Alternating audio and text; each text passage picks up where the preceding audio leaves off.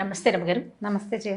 రమగారు, పిల్లలకి సంబంధించి వాళ్ళకి కొంచెం ఒంట్లో బాగోకపోయినా లేకపోతే బాగా చదువుకోవాలన్నా భయపడుతున్నా మనం రకరకాల మంత్రాలు లేకుంటే చదువుకోవాల్సిన ఏదైనా దేవుడికి సంబంధించిన ఒక 2 లైన్లు పద్యాలు అలాంటివి నేర్పిస్తూ ఉంటాము. హనుమాన్ చాలీసా చదువుకోండి అనో భయపడుతుంటే అట్లా చెప్తాం. బాగా చదువుకోవాలంటే దానికి సంబంధించిన విధి విధానం ఉంటుంది. అయితే జీవితంలో ముందుకు వెళ్ళాలి, వీళ్ళు ఎక్కడా ఇబ్బంది పడకూడదు, అంత సాఫీగా జరగాలి, ప్రతి తల్లిదండ్రి కోరుకుంటాం కదా. వీటికి సంబంధించి ప్రత్యేకించి ఏమన్నా ఉన్నాయా రమగారు? అంటే ఇప్పుడు మామూలుగా మంత్రాలు అనుష్ఠానాలు అందరూ చేయలేరు కదా జయ. ఫలానా మంత్రం, ఆ మంత్రం చెప్పడం నాకే తెలీదు. మంత్రాలు అనగానే వాటికి ఒక విధి విధానం, ఒక రకంగా పాటించాలి, ఒక నియమం, తర్వాత ఏమో గురువు దగ్గర నుంచి ఉపదేశం చాలా ఉంటాయి. అవన్నీ చేయలేకపోతాం. మనం తేలిగా ఏం చేస్తాం, శుక్లాం భరతనం నేర్పిస్తాం, ఇక ఆంజనేయ స్వామి మనోజవం నేర్పిస్తాం, దండకం నేర్పిస్తాం, వినాయకుడికి ఏవో 4 పద్యాలు నేర్పిస్తాం. అయితే తల్లులు చేసేందుకు ఒక మంచి ప్రక్రియ ఒకటి ఉంది జయ. మా ఇంట్లో చాలా కాలంగా చేస్తున్నారు, మా అక్కయ్యలంతా ఎంతకాలం నుంచో తెలుసు నాకు. ఇది ఒక ప్రత్యేకమైన విధానం. మామూలుగా సాధారణంగా మనకి ఎట్లా చెప్పుకుంటాం, రామాయణం ఆది కావ్యం. అవునండి. వాల్మీకి ఆది కవి. మానవ జీవితానికి వరబడి సీతారాములే, రాముడే మనకి అత్యద్భుతమైన, అంటే అనుసరించదగిన మానవుడు రాముడు. ఆయన తాలూకు ప్రతి విషయము మనం ఆచరణీయమే. అది మనకి ఆయన అన్నయ్యగా చాలా అద్భుతమైన వాడు, కుమారుడుగా చాలా అద్భుతమైన వాడు, భర్తగా పరమాద్భుతమైన వాడు, రాజుగా ఇప్పటికీ మనకి రామరాజ్యమే కావాలని కోరుకుంటాం. ఈ రాముని కథను రాసిన రామాయణమే మనకి ఆది కావ్యం, పరమ పవిత్రమైన గ్రంథం. అదే కదా మన మొట్టమొదటి కథ. అయితే ఈ రామాయణంలోంచి కొన్ని శ్లోకాలని మనం చదువుకోవచ్చు. దీనికి గురూపదేశం అక్కర్లేదు, పెద్దగా నియమాలు ఏం లేవు. రోజువారీ దేవుడి దగ్గర దేవుడికి పెట్టుకుని ఏదో చదువుకుంటారు కదా, దేవుడికి పెట్టు చదువుకునే విధానం ఇంచుమించు చాలా ఇళ్లల్లో ఉంటుంది.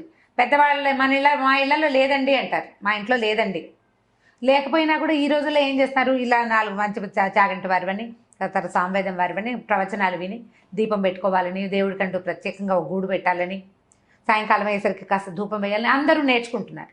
రెండోది ఏంటంటే, మనం ఉన్న ప్రస్తుత పరిస్థితుల్లో బలవత్తరమైన దైవ సహాయం కావాలని ప్రతి వాళ్ళు కోరుకుంటారు.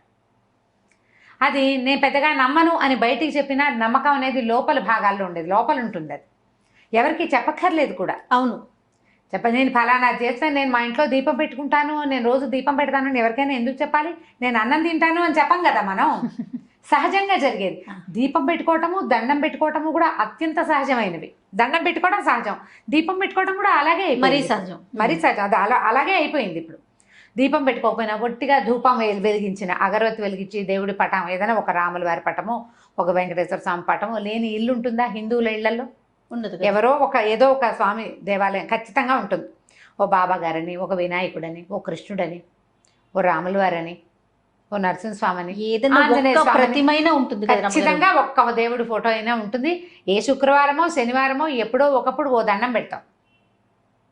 ఏదైనా భయం వేసినప్పుడు దేవుడా అని దండం పెట్టుకోవడానికి కూడా ఒక ప్రతిమ కావాలి మనకి. అవును. ఇట్లా ఎంతో కొంత చేసుకునేవాళ్ళు. దేవుడి కోసం ఏదైనా చేసుకోవాలి ప్రత్యేకంగా, పిల్లల భవిష్యత్తుకి బాగుండాలి అంటే రామాయణంలో కొంచెం ఒక ప్రత్యేకమైన ఘట్టంలో సీతాదేవి చెప్పిన 4 శ్లోకాలు చాలా అనుసరణీయమైనవి, ఆచరణీయమైనవి. సులువు, కష్టం ఏమి లేదు. శ్లోకాలు కష్టం కాదు. ఇది ఏ సందర్భంలో అమ్మవారు, ఇది సీతా అమ్మవారు చెప్పారో చెప్దాం.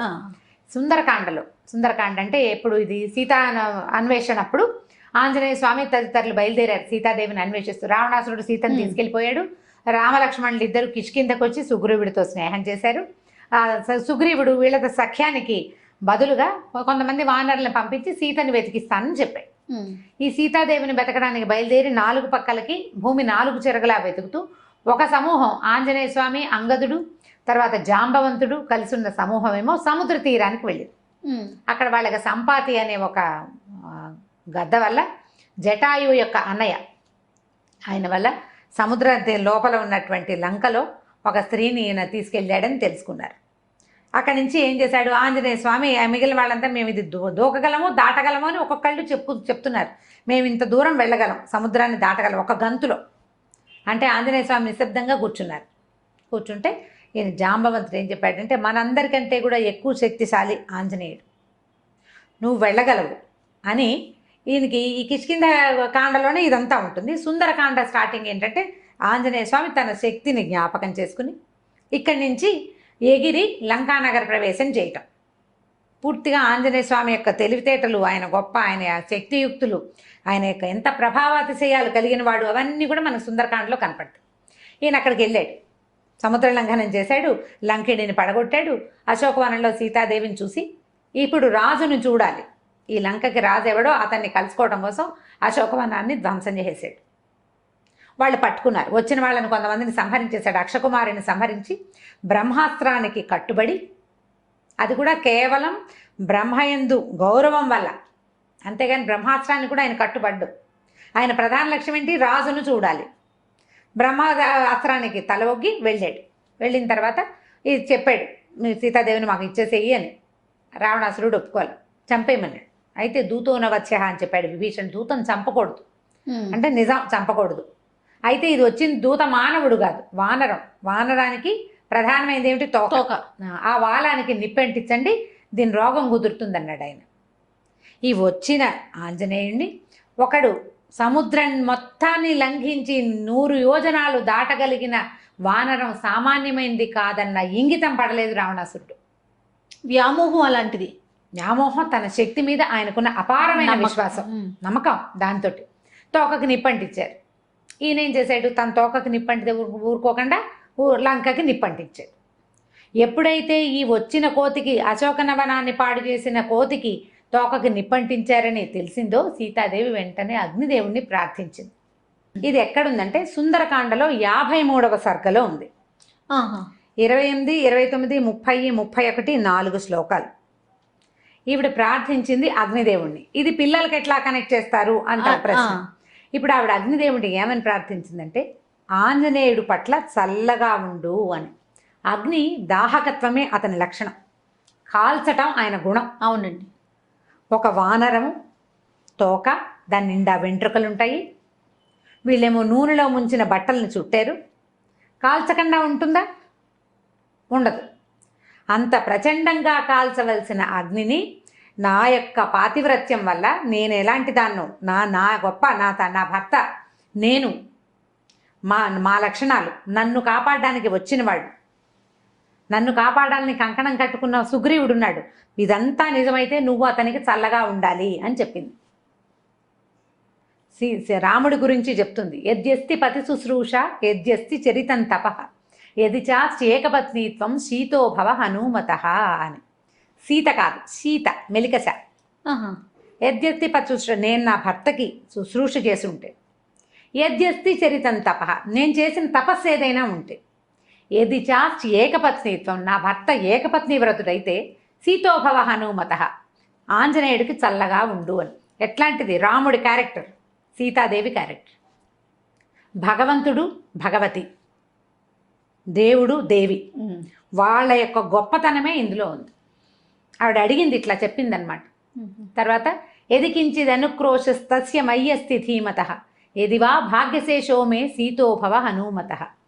ఎదిగంటే నా పట్ల నా భర్తకి బాధ ఉంటే, నా మీద అనుక్రోశం, అయ్యో నేను ఇలా తప్పిపోయాను, నేను నన్ను ఎవరో తీసుకుపోయారన్న దుఃఖం నా భర్తకు ఉంటే, ఆయనకు ఉందా లేదా? ఎంత బాధపడుతున్నాడు సీతాదేవి కోసం. వాడి మహా నరకం అనుభవించాడు రాముడు ఆమె లేకపోవటం వల్ల. ఎదివా భాగ్యశేషం, నా గనక కొంచెమైనా అదృష్టం ఉంటే ఇతనికి చల్లగా అవ్వాలి నువ్వు. బా, ఆవిడ అదృష్టం ఏమిటి? ఆంజనేయ స్వామి రావడం. ఏడాది సమయం ఇస్తే ఏడాది లోపలే ఆమెను వెతుకుతూ ఒకడు రావటం, ఆ వచ్చిన వాడు ఈమె ఇక్కడ ఉందని వెళ్ళి వెనక్కి వెళ్ళి చెప్పడం, వాళ్ళంతా వచ్చి ఈమెను రక్షించడం. సంవత్సర కాలంలోనే ఆవిడ అదృష్టమే అది. ఆవిడ ఏడాది టైం పెట్టింది. ఏడాది తర్వాత ఏముంటే ఈవిడేమయ్యేది? కథ మారిపోయేది కాదు పూర్తిగా. ఎది మాం వృత్త సంపన్నాం తత్సమాగమలాలసాం సవిజానాతి ధర్మాత్మ శీతోభవ హనుమతః.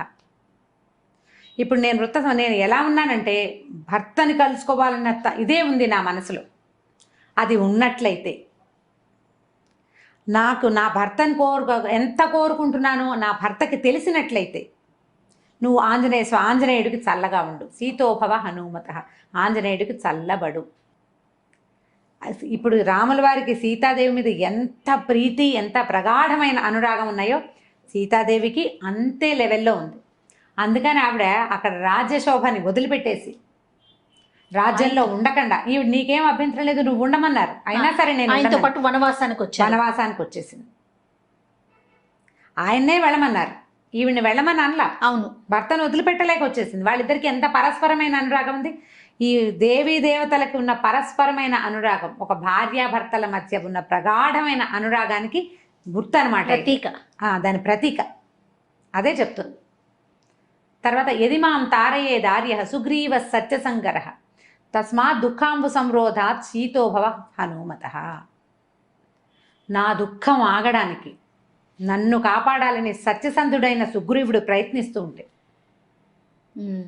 ఈ దుఃఖాన్ని అణచుకోవాలి నేను, ఈ దుఃఖం అణగాలంటే నువ్వు ఆయనకి చల్లగా ఉండాలి, ఆంజనేయుడికి. నా దుఃఖం పోవాలంటే సుగ్రీవుడు వచ్చి నన్ను రక్షించాలి.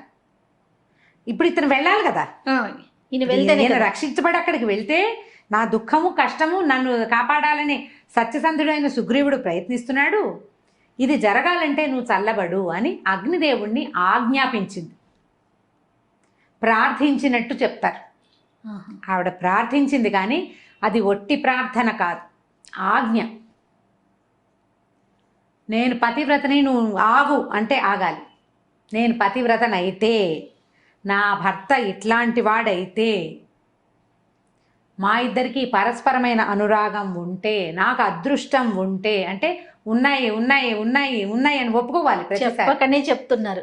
ఇవన్నీ ఉంటే నువ్వు చల్లగా ఉండాలి అని ఆమె అగ్నిదేవుణ్ణి ప్రార్థిస్తే తోకకి చుట్టబడినటువంటి అంత అగ్ని సమూహం ఉన్న లంకంతా కాల్చేశాడు కానీ ఆయనకి ఏమీ కాలేదు, కసుగంధ లేదు, చల్లగా ఉంది తోక. ఆయనకి మండుతున్న తోకని నీటిలో ముంచి చల్లార్చుకున్నారు కానీ బాధ ఏమీ లేదు, ఆయనకి చల్లగానే ఉంది.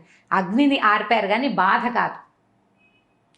ఈ 4 శ్లోకాలని తల్లులు గనక చేసుకుంటే, ప్రత్యేకంగా కుమారులకని చెప్పబడింది కానీ సంతానం కోసం, అమ్మాయిలు కానీ అబ్బాయిలు కానీ, పిల్లల భవిష్యత్తు పట్ల, వాళ్ళు ఎక్కడికైనా వెళ్తే అక్కడ ఏదైనా ప్రమాదాలు ఎదురవుతాయన్న భయం ఉన్నా, పిల్లల తాలూకు సెటిల్మెంట్ మీద మనకి భయాలు అవి ఉండి జాతకాల్లో ఇబ్బందులు ఉన్నాయని, లేకపోతే అవకాశాలు రావట్లేదని బాధలు అవి ఉన్నా కూడా ఇది అలవాటు చేసుకోవాలి. ఇన్నిసార్లు చదవాలన్న నియమం లేదు. నియమం పెట్టుకోవడానికి ఒక చిన్న పద్ధతి ఉంది, కావాలంటే చెప్తాను అది కూడా. రోజువారీ మనం చదువుకునే స్తోత్రాల్లో ఈ 4 శ్లోకాలు చదువుకోండి. చాలా సింపుల్. 53వ సర్గలో ఉన్నాయి. తప్పకుండా 28, 29, 30, 31 డిస్క్రిప్షన్ బాక్స్లో పెడదాం ఈసారి. లాస్ట్ టైం పెట్టలేదని అందరు అడిగారు. ఈ శ్లోకాలు 4 వితౌట్ మిస్టేక్స్ పెడదాం తప్పకుండా. సో ఇవి గనక చదువుకుంటే పిల్లల భవిష్యత్తుకి భయం ఉండదు, భద్రత ఉంటుంది. భగవంతుడు వాళ్ళ వెనకాల నిలబడి కాపాడతాడు. రామాయణంలో ప్రతి అక్షరము మంత్రమేనని చెప్తారు. ప్రతి శ్లోకానికి దానికి ప్రత్యేకమైన శక్తి ఉంది. ఈ 4 శ్లోకాలకి ఉన్న శక్తి ఏంటంటే కాల్చవలసిన అగ్ని చల్లబడిపోవటం. అగ్ని చల్లబడిపోయిందంటే చూడండి, ఇప్పుడు సీతాదేవి ఆంజనేయ స్వామి కోసం కోరింది, ఒక తల్లి కుమారుడు కోసం కోరింది.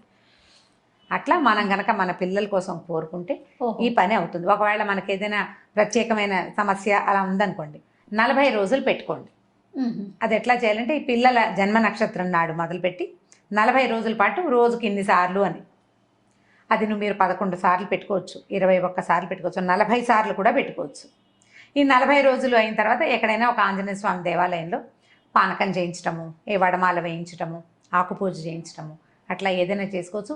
నిత్యము ఇట్లా 40 సార్లు అట్లా ఎక్కువ సార్లు చేస్తున్నారనుకోండి, ఓ చిన్న గ్లాసు బల్ల పానకాన్ని నివేదనగా పెట్టండి ఆంజనేయ స్వామికి. చాలా ఫలితం లభిస్తుంది. వీటితో పాటుగా శ్రీరామనామాలు చదువుకోండి. ఇవి చదివాక శ్రీరామ జయరామ సీతారామ అట్లా తారక మంత్రాన్ని కనుక చదువుకుంటే ఎక్కువ సార్లు మంచి శాంతిగా ఉంటుంది, చాలా ఉపయోగపడుతుంది.